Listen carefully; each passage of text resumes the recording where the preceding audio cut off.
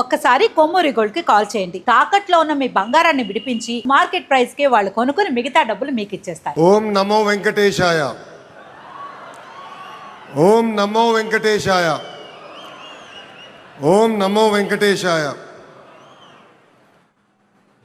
గౌరవ ముఖ్యమంత్రి శ్రీ నారా చంద్రబాబు నాయుడు గారికి, సినిమాలో పవర్ స్టార్, రాజకీయాల్లో జనసేనాని, ఎక్కడ తగ్గాలో తెలుసు, ఎక్కడ నెగ్గాలో కూడా తెలుసు.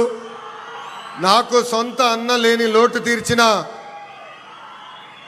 నా పవనన్నకి, బీజేపీ రాష్ట్ర అధ్యక్షులు మాధవ్ గారికి, Telugu Desam party, Bharatiya Janata party, Janasena party శాసనసభ్యులకు, ఎంపీలకు, కార్యకర్తలకు, ప్రజలందరికీ నా హృదయపూర్వక నమస్కారాలు. కలియుగ దైవ సాక్షిగా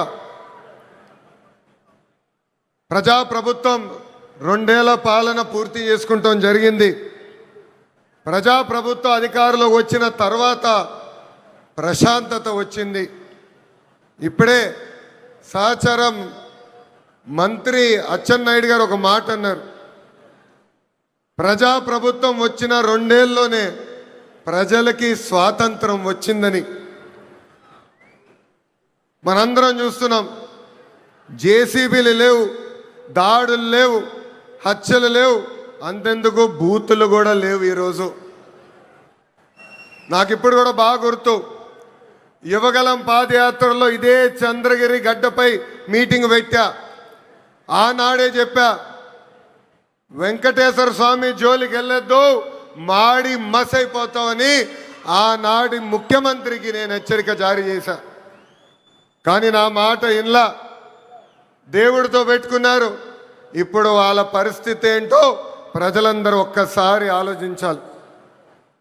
విశ్వవిఖ్యాత నడ సార్వభౌమ స్వర్గశ్రీ నందమూరి తారక రామారావు గారికి సీమ అంటే చాలా ప్రేమ. ఆనాడు కరువు వస్తే జోలు పట్టుకుని సీమ ప్రజల్ని ఆదుకున్న వ్యక్తి ఎన్టీఆర్. అంతేకాదు, తెలుగు గంగా గాలేరు నగర్ని ప్రాజెక్ట్ని తయారు చేసింది ఎన్టీఆర్. మహిళలకి ప్రత్యేకంగా విశ్వవిద్యాలయం ఏర్పాటు చేసింది ఎన్టీఆర్. నిత్యం అన్నదానం కూడా ప్రారంభించింది ఎన్టీఆర్. ఇప్పుడున్న రాజకీయాల్లో విరాట్ కోహ్లీ మన చంద్రబాబు నాయుడు గారు. అవతల వైపు బౌలర్లు మాడుతూ ఉంటారు, కానీ బ్యాట్స్మెన్ ఓన్లీ వన్, అది మన చంద్రబాబు నాయుడు గారు. రాయలసీమను రాయలసీమగా మార్చిన వ్యక్తి మన చంద్రబాబు నాయుడు గారు. ఎవరికి తెలియని సమయంలో బిందు సైద్యం పరిచయం చేసి ఏకంగా రాయలసీమలో రత్నాలు పండే విధంగా చేసిన వ్యక్తి మన సిబిఎన్. హంద్రినివా సుజలా స్రవంతి ప్రాజెక్ట్ని పూర్తి చేసి చివరి నియోజకవర్గం కుప్పానికి నీరు తీసుకెళ్లిన వ్యక్తి మన సిబిఎన్. అంతెందుకు, పులివెందల కూడా నీరిచ్చిన గొప్ప వ్యక్తి మన చంద్రబాబు నాయుడు గారు. ఇప్పుడు ఏకంగా 1,00,000 కోట్ల పెట్టుబడితో మిషన్ రాయలసీమ కూడా ప్రారంభించిపోయే వ్యక్తి మన ముఖ్యమంత్రి చంద్రబాబు నాయుడు గారు. 2019 నుంచి 24 వరకు గొడ్డలి పార్టీ అరాచక పాలన మనందరం చూసాం. వాళ్ళ చెల్లికి అన్యాయం చేయొద్దని అడిగిన బీసీ బిడ్డ అమర్నాథ్ గౌడ్ పైన పెట్రోల్ పోసి ఎలా తగలబెట్టారో మనం కల్లారా చూసాం. ఒక మాస్క్ అడిగినందుకు ఒక దళిత డాక్టర్ సుబ్రహ్మణ్యాన్ని పిచ్చోడు చేసి ఎలా చంపేశారో ప్రజలందరూ చూశారు. సొంత డ్రైవర్ సుబ్రహ్మణ్యాన్ని ఏకంగా గంజాయి మత్తులో చంపేసిన వాళ్ళ ఎమ్మెల్సీని మనందరం చూసాం. నంద్యాల నియోజకవర్గంలో ఒక మైనారిటీ కుటుంబాన్ని వేధిస్తున్నారు, ఈ వేధింపులు మేము తట్టుకోలేమని ఆత్మహత్య చేసుకునే పరిస్థితి మనందరం చూసాం. వైకాపా నాయకుల కూతురు కన్నా వాళ్ళ కూతురికి ఎక్కువ మార్కులు వస్తున్నాయని ఆ కుటుంబాన్ని వేధిస్తే ఆ వేధింపులు నేను చూడలేను, తట్టుకోలేనని ఆత్మహత్య చేసుకున్న మిస్బాని మనందరం చూస్తాం కూడా జరిగింది. ఆనాడు అన్నారు తెలుగుదేశం పార్టీ జెండా లేకుండా చేస్తామన్నారు, ప్రజలే ఈరోజు వాళ్ళ జెండా పీకేస్తాం జరిగింది.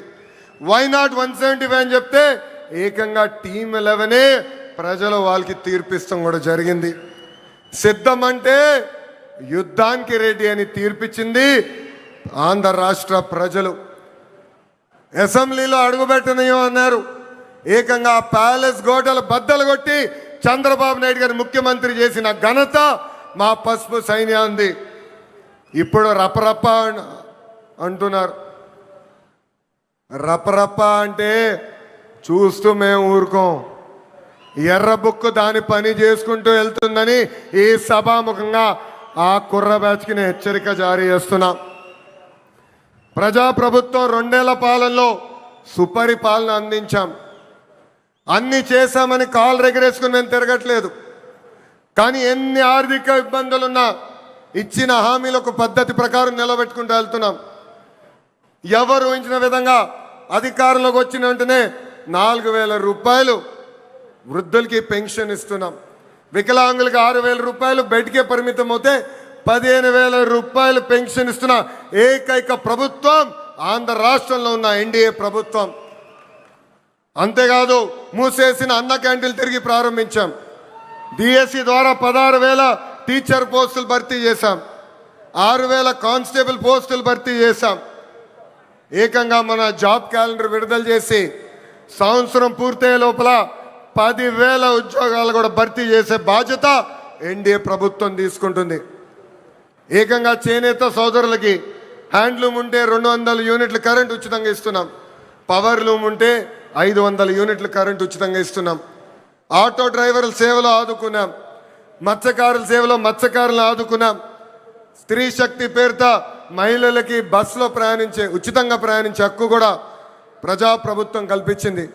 దీపం పథకం ద్వారా ఉచితంగా గ్యాస్ సిలిండర్లు కూడా మా తెలుగింటి ఆడబడుచులకి పంపిస్తాం కూడా జరుగుతుంది. ప్రజాప్రభుత్వం నినాదం ఒకటే, ఒకే రాష్ట్రం ఒకే రాజధాని కానీ అభివృద్ధి వికేంద్రీకరణ. ఇప్పుడే మాధవ్ గారు చెప్పినట్లు భారతదేశంలో 100 రూపాయలు పెట్టుబడులు వస్తే దాంట్లో 25 రూపాయలు ఆంధ్ర రాష్ట్రాన్ని ఎత్తుకుంటూ వస్తుంది. ప్రజలందరూ ఒక్కసారి ఆలోచించాలి. గూగుల్ ఆర్సిలర్ మిత్తల్ ఉత్తరాంధ్రకి తీసుకెళ్ళాం. రాజధాని క్వాంటమ్ కోస్తాంధ్రకి తీసుకొచ్చాం.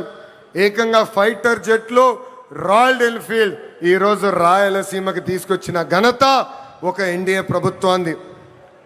మనది గొడ్డలి,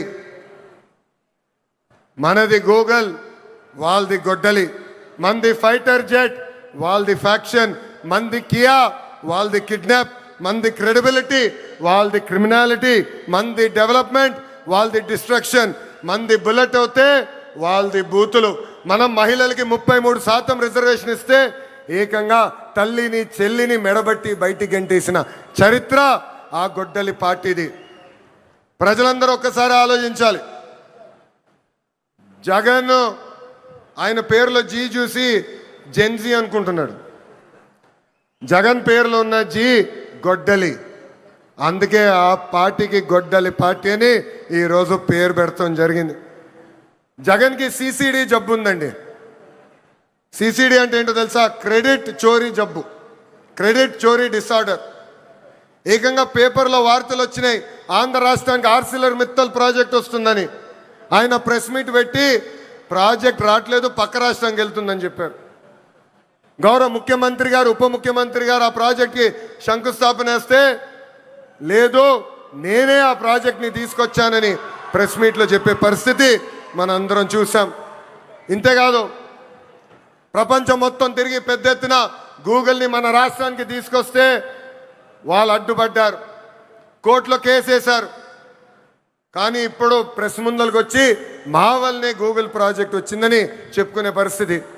ఇంకా కొన్ని సంవత్సరాలు పోతే ఆగస్ట్ 15 నాడు భారతదేశానికి స్వాతంత్రం తీసుకొచ్చింది మా తాత అని చెప్పుకునే పరిస్థితికి సిసిడి జగన్ వస్తారు.